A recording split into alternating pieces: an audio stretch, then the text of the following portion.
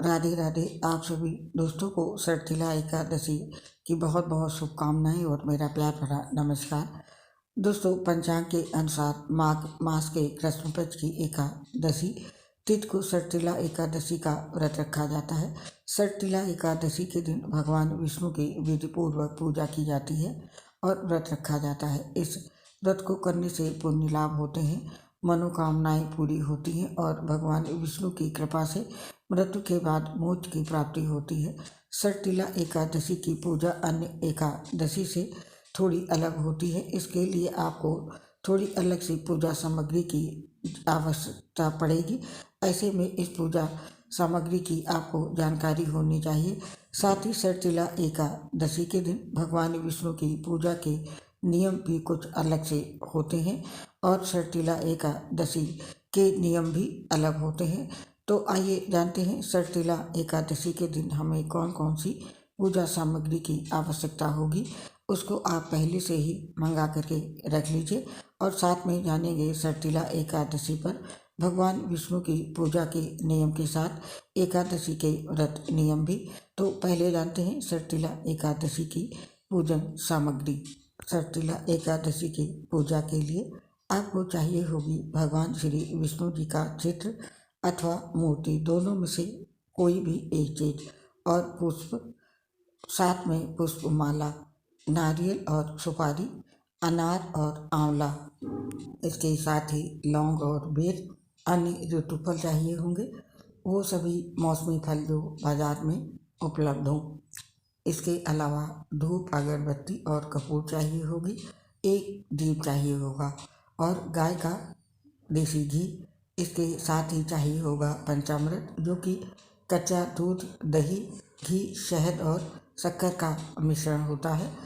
ये पंचामृत चाहिए होगा और इसके साथ ही चाहिए होंगे अक्षत। भगवान विष्णु को चावल के अक्षत नहीं चढ़ाए जाते हैं, तिल के अक्षत का प्रयोग किया जाता है और इस पूजा के लिए विशेष तौर की सामग्री है काला तिल। इसके साथ ही तुलसी दल चाहिए होगा और लाल वाला चंदन चाहिए होगा। साथ ही मिष्ठान चाहिए होंगे, वो मिष्ठान जो कि तिल से बने हुए हों। षठिला एकादशी पर भगवान विष्णु की भोग और पूजा के लिए जो भी मिष्ठान आप लें वो सभी तिल से बने हुए होने चाहिए। इसके अलावा चाहिए होगी गोबर की पिंडिका 108, जो तिल तथा कपास से मिश्रित करके बनाई गई हो। इन पूजन सामग्री के अलावा आपको चाहिए होंगे ब्राह्मणों के लिए दान के कपड़े और षठिला एकादशी व्रत कथा की एक पुस्तक।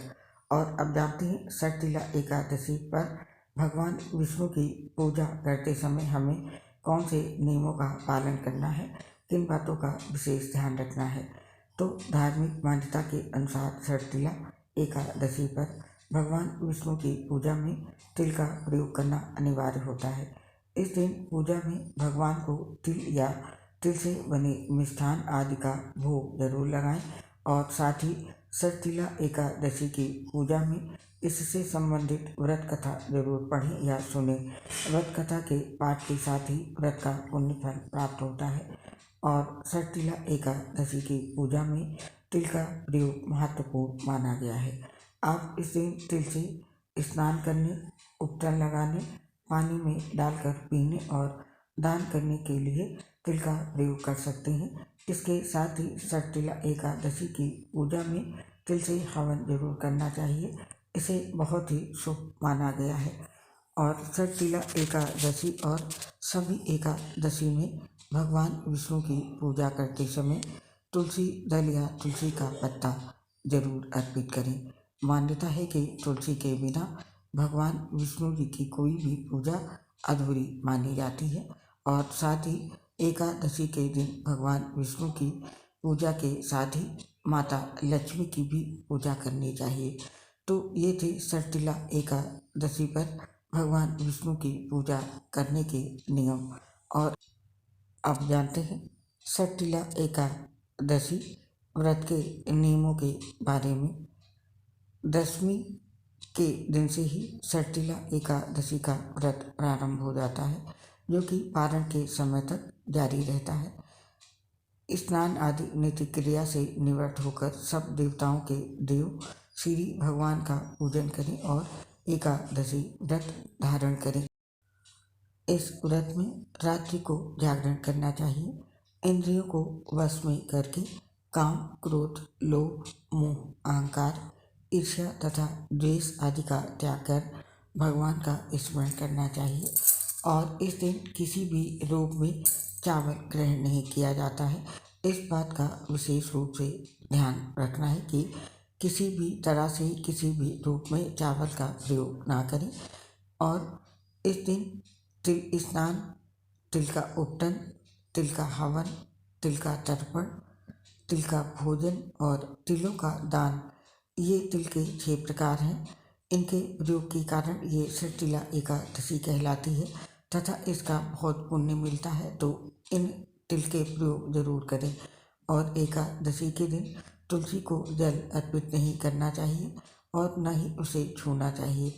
साथ ही इस दिन प्याज, लहसुन, मसूर की दाल, गाजर, शलजम, गोभी, पालक आदि का भी सेवन नहीं करते हैं। और इस दिन झाड़ू और पोछा नहीं लगाना चाहिए क्योंकि चींटी आदि सूक्ष्म जीवों की हत्या का दोष लगता है। और इस दिन बाल नहीं कटवाना चाहिए।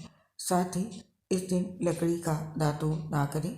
नींबू, आम या जामुन के पत्ते चबाकर कुल्ला कर लें और उंगली से गला साफ करें। साथ ही इस दिन ब्रह्मचर्य का पूर्णतः पालन करें। और एकादशी का दिन भगवान विष्णु को समर्पित होता है। इस दिन साफ और सच्चे मन से सिर्फ भगवान का गुणगान करना चाहिए। इस दिन अपने गुस्से पर नियंत्रण रखें और मधुर वाणी का प्रयोग करें। यदि आप षष्ठीला एकादशी व्रत रख रहे हैं तो आपको इन नियमों का सख्ती से पालन करना है। और अब जानते हैं षष्ठीला एकादशी के उन नियमों के बारे में जिनका पालन सभी को करना है, चाहे वो व्रत रखें या ना रखें। यदि आप षष्ठीला एकादशी का व्रत नहीं रख रहे हैं फिर भी इस दिन चावल और बैंगन का सेवन नहीं करना चाहिए। और षष्ठीला एकादशी के दिन घर पर मांसाहार या तामसिक भोजन ना पकाएं। साथ ही पकाने में लहसुन, प्याज का भी प्रयोग ना करें। और साथ ही षष्ठीला एकादशी के दिन लहसुन, प्याज से बने हुए भोजन का भी सेवन नहीं करना चाहिए। और षष्ठीला एकादशी के दिन तिल का सेवन जरूर करें। तो ये थे षष्ठीला एकादशी के वो नियम जिनका पालन सभी को करना है। षष्ठीला एकादशी या धार्मिक और ज्योतिष किसी भी जानकारी के लिए हमारे चैनल को सब्सक्राइब करके बेल आइटम जरूर दबा दें ताकि आपको समय पर सही और सटीक जानकारी प्राप्त हो सके। अब हमें इस पोस्ट से आज्ञा दीजिए। स्वीकार कीजिए मेरी राधे राधे।